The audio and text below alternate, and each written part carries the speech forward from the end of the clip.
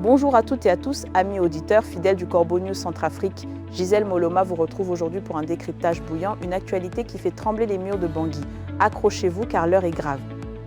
À mes côtés, notre intrépide Aline Bazoli, prête à nous plonger au cœur de cette nouvelle menace. Bonjour Aline Bazoli. Bonjour Gisèle Moloma et bonjour à tous nos auditeurs et lecteurs du CNC. L'actualité, comme vous le dites si bien, est plus que chaude en République centrafricaine.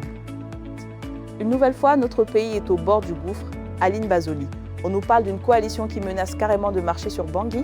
Est-ce une nouvelle blague ou doit-on prendre cela au sérieux cette fois-ci? Gisèle Moloma, l'article que nous avons sous les yeux et que je vais vous détailler indique qu'un nouveau palier vient d'être franchi dans cette instabilité politique et sécuritaire qui agite le pays depuis un bon moment.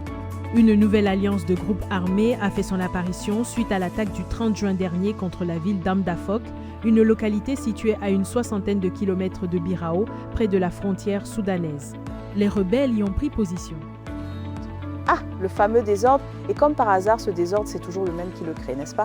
Le dictateur Faustin Archange Touadéra et sa soif de pouvoir sans fin. Dites-nous, Aline Bazoli, qui se cache derrière cette nouvelle manœuvre et que revendique-t-il?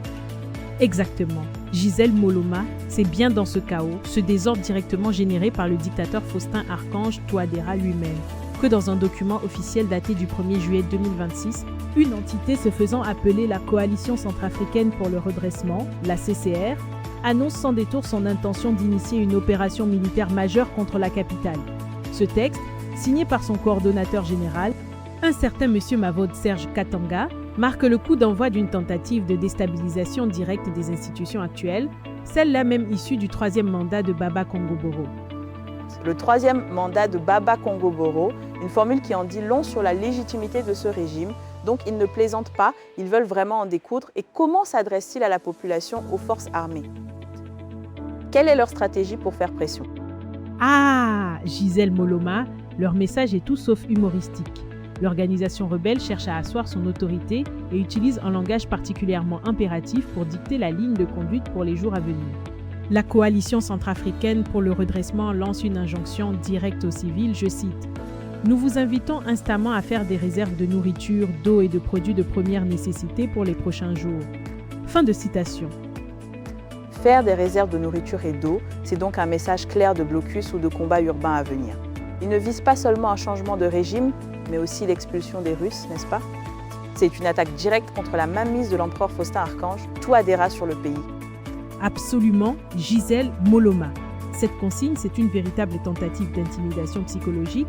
Elle vise à préparer les esprits à un éventuel blocus ou, pire, à des affrontements en ville.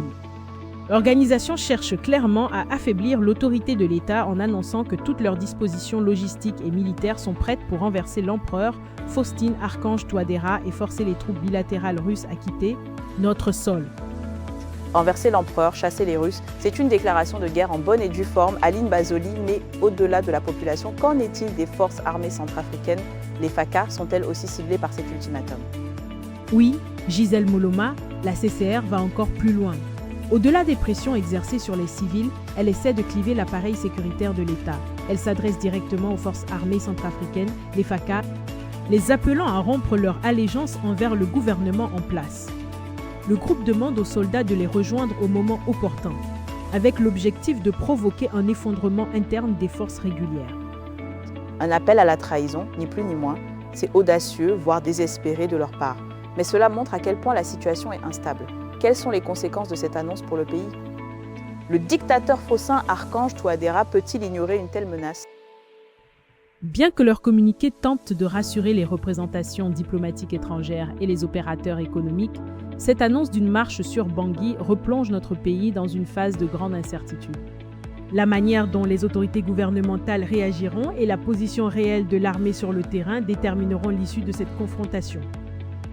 En d'autres termes, le pays est suspendu à un fil et le régime du dictateur Faustin Archange Touadéra est plus que jamais sur la corde raide. Une situation explosive que nous continuerons de suivre de près sur Corbeau News Centrafrique. C'est cela, Gisèle Moloma. Cet article, rédigé par notre talentueuse Sylvie Mbari avec toute l'équipe de la rédaction, met bien en lumière la gravité de la situation. Nous invitons nos auditeurs à rester connectés pour toutes les mises à jour. Et n'oubliez pas, pour nous contacter, Notre numéro de téléphone et WhatsApp est le +2 36 75 72 18 21 ou le 70 16 44 65. Merci de nous avoir écoutés. Merci à Aline Basoli pour ces précisions cruciales et merci à vous, chers auditeurs, de votre fidélité. Restez informés avec Corbeau News Centrafrique. À très bientôt.